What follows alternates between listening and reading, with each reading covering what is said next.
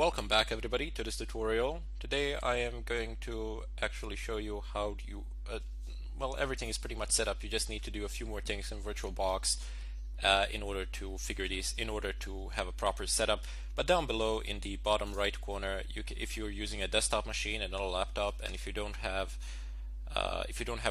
have wireless previously on your desktop machine, upon installing these drivers and plugging in this USB adapter, you will from this point on actually have wireless access on your physical machine as well. Not on your physical machine, sorry, on your desktop machine, because a lot of desktop machines come without any wireless as they are workstations, so this might be also a helpful bit of information to know. Anyway, let's just go ahead and right click on our Kali machine, go into settings, click on USB. This will be disabled and you won't have anything selected here. So just go ahead and click on Enable 2.0 EHCI controller. If things are not configured properly with the extension pack, you will get a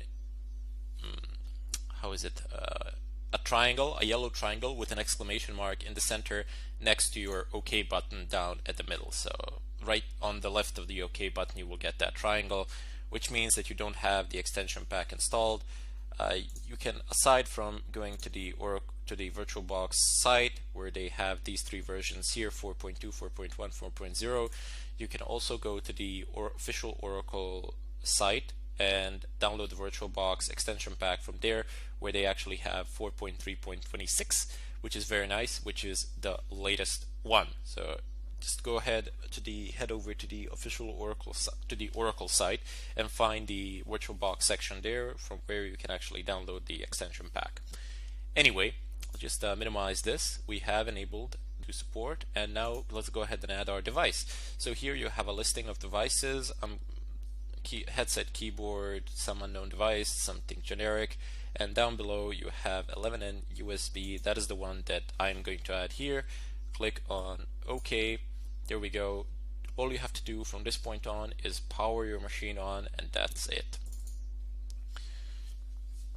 So it might take a while. It might take a while for it to boot, as this is my friend's computer. I haven't really installed Kali here, but instead I'm using a live version. And as I have stated previously, I'm doing this on Windows 7, but you can do it on Windows 8, Vista, whatever. It's gonna work, no problems. I believe it's gonna work on XP as well, but no guarantees for XP and Vista, as those systems are quite old, and I don't know, you might have some problems with VirtualBox or something of a kind, but yeah, that's a topic for another day. Anyway, the boot process here is en route, and well, I don't know, live versions usually take a bit longer. I would have booted it up prior to this, but so you wouldn't have to wait through the process.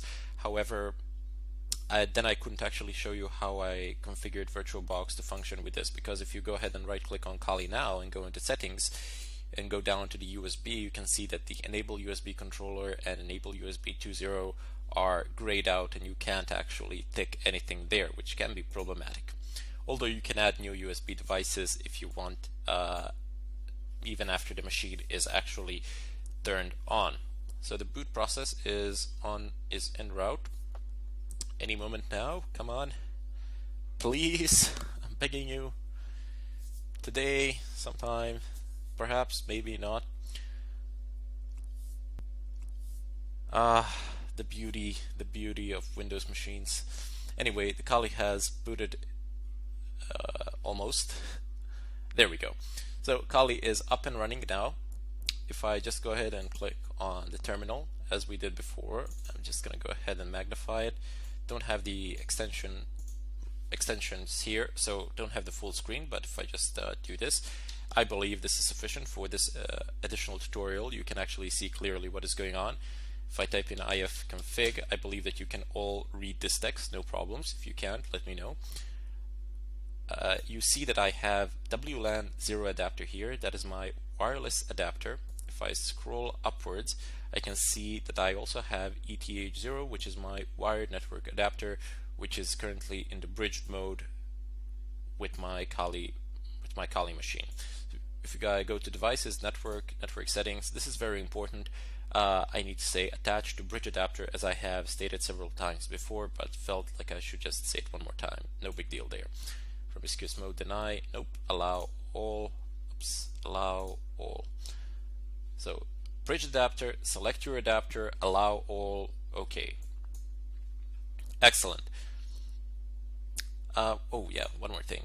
I've noticed that a lot of people have been asking me about the MAC addresses of their virtual machines. So if you were using a live CD or something like that, you could generate your own MAC address with the MAC changer, as I have showed you before.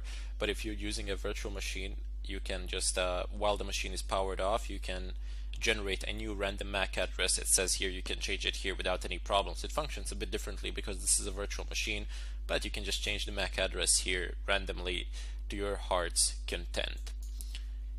Anyway, as I said, you can see the VLAN 0, so let's do a bit of a test here, a test run. Let's type in IV list, and then I'm going to save, oops, VLAN 0 pipe to grep ESSID, and if I press up unknown command, oh yeah, of course, scan, and there you go. I can actually scan for all the wireless networks in my area, and I can connect this machine to them, this virtual machine that is, to them without any problems. I believe that this should solve any problems that any Windows user has had with wireless configuration with their virtual machine, in regard to their virtual machines. And if you have any questions, if you have any problems or anything of a kind, feel free to talk to me in the discussion section. I will, as always, be more than happy and willing to help you out in any way I can. Until then, I would like to say that until next tutorial, but I don't know, you never know. I could add some new ones in the future, but for the time being, I just made this addition to help you out.